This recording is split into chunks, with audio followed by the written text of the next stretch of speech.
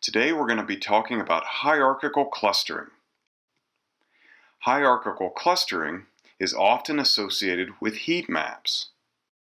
If you're not already familiar with what heat maps are, just know that the columns typically represent different samples and that the rows typically represent measurements from different genes. Red typically signifies high expression of a gene, and blue or purple means lower expression for a gene. Hierarchical clustering orders the rows and/or the columns based on similarity. This makes it easy to see correlations in the data. For example, these samples express the same genes, and these genes behave the same. On the left, we have a heat map without hierarchical clustering, and on the right, we have a heat map with hierarchical clustering. So you can see that the clustering makes a big difference on how the data is presented.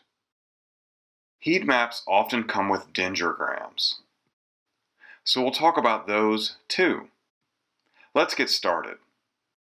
We'll start with a simple example. Here we've got a simple heat map that has 3 samples and 4 genes. For this example, we are just going to cluster or reorder the rows or the genes. Conceptually, the first step is to figure out which gene is most similar to gene number 1. Genes number 1 and 2 are different. We can tell because the colors are very different. Gene 1 is highly expressed in sample number 1, so it has a red color. Gene 2, however, is not highly expressed in sample number 1, so it has a blue color. In sample number 3, gene 1 is lowly expressed, so it's blue, and gene 2 is highly expressed, so it's red. Genes 1 and 3 are similar, so that means in sample 1, both gene 1 and 3 are red, they're highly expressed. And in sample 3, they're both blue, meaning they're lowly expressed. Genes 1 and 4 are also similar. However, gene number 1 is most similar to gene number 3. So the second step is to figure out what gene is most similar to gene number 2. So we do all the comparisons, and we see that gene number 2 is most similar to gene number 4. And then we do the same thing for gene number 3 and then gene number 4. In step number 3, we look at the different combinations and figure out which 2 genes are the most similar. Once we've done that, we merge them into a cluster. In this case, genes number 1 and 3 are more similar than any other combination of genes. So genes 1 and 3 are now cluster number 1. Step 4, go back to step 1, but now treat the new cluster like it's a single gene. So in step 1, we figure out which gene is most similar to cluster number 1. Cluster number 1 is most similar to gene number 4. And we figure out which gene is most similar to gene number 2. In this case, gene number 2 is most similar to gene number 4, but notice that we compared gene number 2 to cluster number 1. And then we do the same thing for gene number 4. Of the different combinations, figure out which 2 genes are the most similar. Now merge them into a cluster. In this case, genes 2 and 4 are the most similar combination. So we've merged them into a cluster. Now we go back to step 1. However, since all we have left are 2 clusters, we merge them. Bam! We're all done. Hierarchical clustering is usually accompanied by a dendrogram. It indicates both the similarity and the order that the clusters were formed. Cluster number 1 was formed first and is most similar. It has the shortest branch. Cluster number 2 was second and is the second most similar. It has the second shortest branch. Cluster number 3, which contains all of the genes, was formed last. It has the longest branch. Now let's go over a few nitpicky details. Remember the first step? Figure out which gene is most similar to gene number 1? Well, we have to define what most similar means. The method for determining similarity is arbitrarily chosen. However, the Euclidean distance between genes is used a lot. Let's look at an example. We'll use a very simple heat map that just has 2 samples and 2 genes. Now we're displaying the values that underlie the colors that we have in the heat map. The Euclidean distance between genes 1 and 2 is just the square root of the difference in sample number 1 squared plus the difference in sample number 2 squared. Here we'll just plug in the values for sample number 1. We have 1.6 minus negative 0.5. Now let's plug in the values to calculate the difference in sample number 2. We have 0.5 minus negative 1.9. Doing the subtraction gives us the square root of 2.1 squared plus 2.4 squared. We can think of these values within the parentheses as sides on a triangle. So on the x-axis, we have the distance between gene 1 and gene 2 in sample number 1. And on the y-axis, we have the distance between gene 1 and 2 in sample number 2. The hypotenuse is the distance between genes 1 and 2. The Pythagorean theorem says that the hypotenuse equals the square root of x squared plus y squared. In this case, that means the square root of 2.1 squared plus 2.4 squared. And that gives us 3.2, the distance between gene number 1 and gene number 2. When we have more samples, we just extend the equation. It's no big deal. The Euclidean distance is just one method. There are lots more, including the Manhattan distance. The Manhattan distance is just the absolute value of the differences. So instead of squaring the differences and then taking the square root, all we do is take the absolute value of the differences. We can think of the Manhattan distance in geometric terms by imagining that each difference is a line segment. If we take all those line segments and put them together, head to tail, and then add that total length of all those line segments together, that's the Manhattan distance. Yes, it makes a difference. Wah, wah. Here's a heat map drawn using the Euclidean distance. And here's the same information drawn as a heat map, but now we're using the Manhattan distance. The heat maps are very similar, but there are also a few differences. The choice in distance metric is arbitrary. Wah, wah. There is no biological or physical reason to choose one and not the other. Pick the one that gives you more insight into your data. Now, do you remember how we merged genes 1 and 3 into cluster number 1 and compared it to other genes? Well, there are different ways to compare clusters too. One simple idea is to use the average of the measurements from each sample. But there are lots more, and these have effect on clustering as well. So let's talk about the different ways to compare clusters. For the sake of visualizing how the different methods work, imagine our data was spread out on an XY plane. Now imagine that we have already formed these 2 clusters, and we just want to figure out which cluster this last point belongs to. We can compare that point to the average of each cluster. This is called the centroid. The closest point in each cluster. This is called single linkage. Or we can compare it to the furthest point in each cluster. This is called complete linkage. And there are other methods as well. Here's a heat map that compares the furthest points in the clusters. By the way, if you use R, this is the default setting for the hclust function. This heat map compares the average points in the clusters, and this last heat map compares the closest points in the clusters. These heat maps are all very similar, but there are also differences in the way the data is presented. In summary, clusters are formed based on some notion of similarity. You have to decide what that is. However, most programs have reasonable defaults. Once you have a subcluster, you have to decide how it should be compared to other rows, columns, or subclusters, etc. And most programs have good default settings for this as well. And the height of the branches in the dendrogram shows you what is most similar.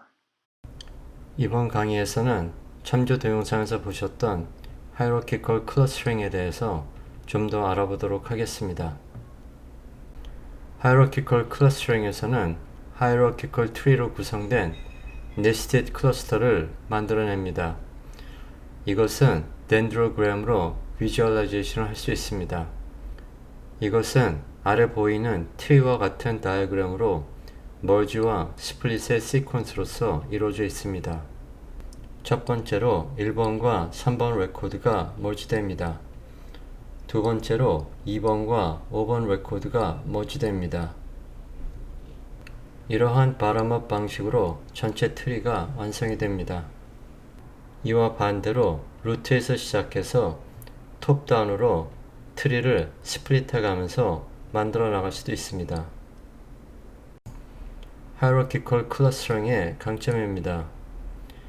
K-민즈의 경우에는 클러스터의 숫자인 K를 지정하는 것이 중요했던 반면에 Hierarchical Clustering에서는 클러스터 숫자를 지정할 필요가 없습니다. 또한 적절한 수준에서 덴드로그램을 커팅해서 원하는 클러스터 숫자를 만들어낼 수도 있습니다. Hierarchical Clustering은 의미 있는 텍소노미와 상응할 수도 있습니다. 생명과학이 그러한 사례가 될 수 있습니다. Hierarchical Clustering은 두 가지 방법으로 구현할 수 있습니다. 애글로머러티브는 포인트들을 각각의 클러스터로 지정하는 데서 시작합니다. 각 단계에서 가장 가까운 클러스터 페어들을 멀지해 나갑니다. 모두가 하나의 클러스터가 되거나 아니면 원하는 K개의 클러스터가 만들어졌을 때까지 이를 계속합니다. 디바이시브는 그 반대로 모든 포인트를 포함한 하나의 클러스터에서 시작합니다. 각 단계에서 클러스터를 스플릿하는 것을 계속해서 클러스터가 하나의 인디비주얼 포인트가 되거나 K개의 클러스터가 만들어질 때까지 이를 반복합니다. 전통적인 하이라키컬 알고리즘은 시밀러리티나 디스턴스 매트릭스를 사용합니다. 애글로머러티브 클러스터링 알고리즘은 하이라키컬 클러스터링 테크닉에서 가장 인기가 있습니다. 기본적 알고리즘은 다음의 6단계입니다. 첫 번째로 프록시미티 매트릭스를 계산합니다. 두 번째로 각각의 데이터가 클러스터가 되도록 합니다. 세 번째는 리피트입니다. 네 번째는 가장 가까운 클러스터들을 머지합니다. 다섯 번째는 프록시미티 매트릭스를 업데이트합니다. 여섯 번째는 이러한 작업들을 하나의 클러스터가 남을 때까지 계속 머지해 나갑니다. 여기서 키 오퍼레이션은 두 개의 클러스터의 프록시미티를 계산하는 것입니다. 프록시미티를 계산하는 데는 다른 어프로치들이 있는데 이것에 의해서 다른 알고리즘이 구현됩니다. 스타팅 시츄에이션으로서 인디비주얼 포인트와 비어있는 프록시미티 매트릭스가 있습니다. 머징 스텝을 몇 번 거친 다음에 C1부터 C5까지 클러스터가 형성되었습니다. 오른쪽 아래에는 하이라키컬 트리가 만들어지는 과정을 보여주고 있습니다. P1부터 P12까지 12개의 점들이 C1부터 C5까지 5개의 클러스터로 머지되었습니다. 우리는 하나의 클러스터가 만들어질 때까지 이러한 머지 과정을 계속할 수 있습니다. 트리를 만드는 중간 과정입니다. C2와 C5가 가장 가까운 클러스터라고 가정할 때 프록시미티 매트릭스를 다음과 같이 업데이트할 수 있습니다. 그리고 아래 트리를 보면 C2와 C5가 머지된 것을 볼 수 있습니다. 머지를 한 뒤에는 클러스터 숫자가 5개에서 4개로 준 것을 볼 수 있습니다. 이렇게 한 번씩 머지를 할 때마다 프록시미티 매트릭스와 하이라키컬 트리를 업데이트를 해나갑니다. 프록시미티 매트릭스에서 물음표로 표시된 부분이 바로 업데이트를 해야 되는 부분입니다. 다음은 인터클러스터 디스턴스를 계산하기 위한 방법들입니다. 프록시미티 매트릭스에 있는 모든 원소들에 대해서 거리를 계산해서 입력하도록 합니다. 미니멈 방식은 두 개의 클러스터 간의 가장 가까운 점들 간의 거리입니다. 맥스 방식은 두 클러스터 간의 가장 거리가 먼 두 점의 거리입니다. 그룹 에버리지는 점들 그룹 간의 평균치입니다. Distance between centroid는 각 클러스터의 센트로이드 간의 거리입니다. 그 외에도 사용자가 편의에 따라서 Objective Function, 목적 함수를 지정해서 Proximity 매트릭스를 구할 수도 있습니다. min 혹은 single link는 Proximity를 서로 다른 클러스터에서 두 개의 가장 가까운 포인트에 의거해서 만드는 것입니다. 아래 사례를 보면 6개의 점들이 있고 디스턴스 매트릭스에서는 점들 간의 거리들이 표시되어 있습니다. 여기서 거리가 가장 작은 두 점들을 찾아야 되는데 다이고널 엘리먼트는 같은 점들 간의 간격이므로 제외합니다. 따라서 P3와 P6를 연결하는 0.11 거리가 제일 작은 숫자임을 알 수 있습니다. 따라서 네스티드 클러스터 그림과 덴드로그램에 표시된 것처럼 3번과 6번 점이 가장 먼저 연결이 되었습니다. 이런 식으로 알고리즘을 계속 적용해 나가면 5단계 뒤에는 전체를 포함한 덴드로그램을 만들 수가 있습니다. min 알고리즘을 왼쪽에 있는 오리지널 포인트에 적용한 결과 오른쪽에 있는 6개의 클러스터가 성공적으로 발견된 것을 알 수 있습니다. min 알고리즘은 k-means가 잘 해내지 못했던 non-globular 혹은 non-elliptical shape을 잘 핸들할 수 있습니다. 이러한 min 알고리즘의 장점은 바로 단점이 될 수도 있습니다. 즉, 노이즈나 아웃라이어에 매우 취약합니다. 왼쪽의 오리지널 포인트를 2개의 클러스터로 혹은 3개의 클러스터로 나눈 오른쪽의 그림을 보면 노이즈나 아웃라이어에 취약할 수 있다는 것을 보여주고 있습니다. 맥스 혹은 컴플릿 링키지는 프록시미티가 서로 다른 클러스터에서 가장 먼 2개의 포인트의 거리로 결정됩니다. 첫 번째 스텝에서의 디스턴스 매트릭스는 min 알고리즘이나 맥스 알고리즘 모두 거리가 같습니다. 그 이유는 클러스터 안에 점이 하나밖에 없기 때문입니다. 따라서 첫 번째 머지는 이번에도 P3와 P6입니다. 이번 사례에서 맥스와 min의 hierarchical clustering 사례를 살펴보면 첫 번째와 두 번째 스텝까지는 트리 모양이 같은데 세 번째 단계부터 트리 모양이 달라지는 것을 볼 수 있습니다. 맥스 알고리즘의 가장 큰 장점은 min 알고리즘에 비해 노이즈나 아웃라이어에 덜 민감하다는 것입니다. 왼쪽의 오리지널 포인트가 오른쪽에 2개의 클러스터로 성공적으로 분류된 것을 볼 수 있습니다. 이번 사례는 맥스 알고리즘의 문제점을 보여주고 있습니다.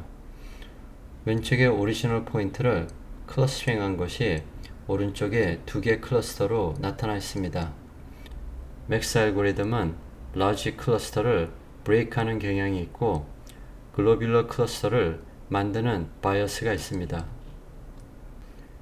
그룹 에버리지에서는 두 군집 사이의 proximity, 인접성을 각기 다른 군집에 속한 모든 점들의 쌍 간의 평균 인접성으로 정의합니다. 이것은 min 혹은 단일 링크와 max 혹은 완전 링크의 중간 정도에 있는 접근법입니다. 두 개의 클러스터 간의 proximity를 구하는 식이 주어져 있습니다. 문자는 각 클러스터에서 한 점씩을 취해서 proximity를 구한 뒤 모든 경우의 수에 대해서 이를 더합니다. 분모는 각 클러스터의 크기 혹은 점의 수를 곱한 것입니다.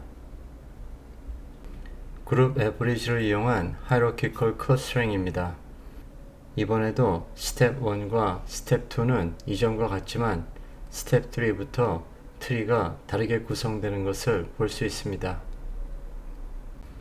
그룹 에버리지는 싱글과 컴플릿 링크 혹은 min과 max 사이의 compromise라고 할 수 있습니다.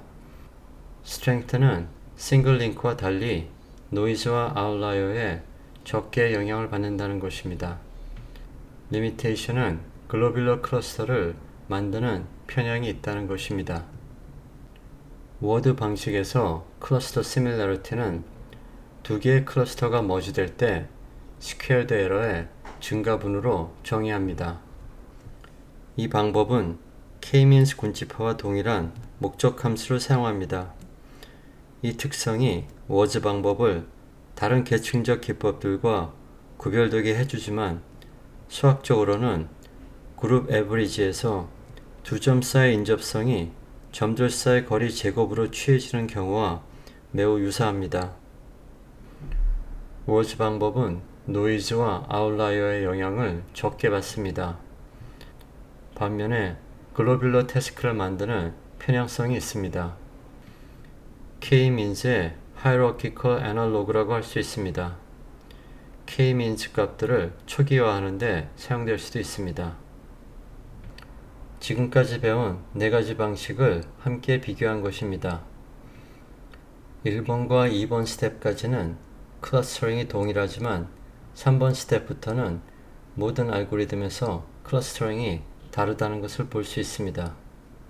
예를 들어서 min 알고리즘의 경우 클러스터 1과 클러스터 2 사이의 거리는 포인트 2와 포인트 3 사이의 거리와 같습니다. 스텝 3에서는 이 값이 가장 작은 거리이기 때문에 클러스터 1과 클러스터 2가 머지되었습니다. 반면에 맥스 알고리즘에서는 스텝 3에서 스텝 1과 스텝 2의 거리가 포인트 5와 포인트 6 사이의 거리입니다. 이것은 포인트 4와 포인트 6 사이의 거리보다 크기 때문에 스텝 3에서는 포인트 4와 클러스터 1이 머지되었습니다. 한편 맥스, 그룹 에버리지, 워드 메소드는 스텝 1, 2, 3에서 같은 트리 모양을 가지지만 스텝 4부터 달라지는 것을 볼 수 있습니다. 또한 min 알고리즘보다 스텝 3에서 글로벌 쉐입에 대한 바이어스를 보여주고 있습니다. hierarchical clustering에서 타임과 스페이스에 대한 요구사항입니다. n이 포인트의 숫자라고 할 때 n 자승의 proximity matrix를 다루어야 되기 때문에 on 자승의 스페이스가 필요합니다.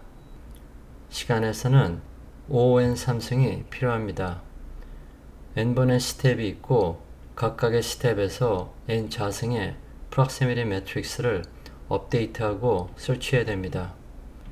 어드밴스된 알고리즘을 사용하면 컴플렉시티를 on 자승 log n까지 낮출 수 있는 경우도 있습니다.